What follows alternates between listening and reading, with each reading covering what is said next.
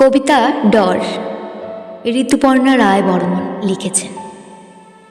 বহুদিন পর প্রিয় কোনো মানুষের সাথে সাক্ষাৎ হলে সময় খুব তাড়াতাড়ি গড়িয়ে যায়, বেলা ডুবে আসে।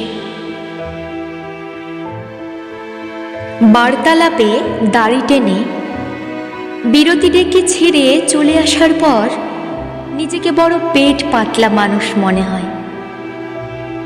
গোপন কথাগুলি গোপন রাখতে পারলাম না, নিজের এবং অন্য অনেকের। আর এই ভেবে ভেবেই নিজের উপর নিজে ক্রমশ আক্রোশে ফেটে পড়ি। বুঝতে পারি নির্ঘাত বদহজমে ধরেছে আমায়। অন্যদিকে ভয় চেপে বসে প্রিয় মানুষটির হজমের সমস্যা নিয়ে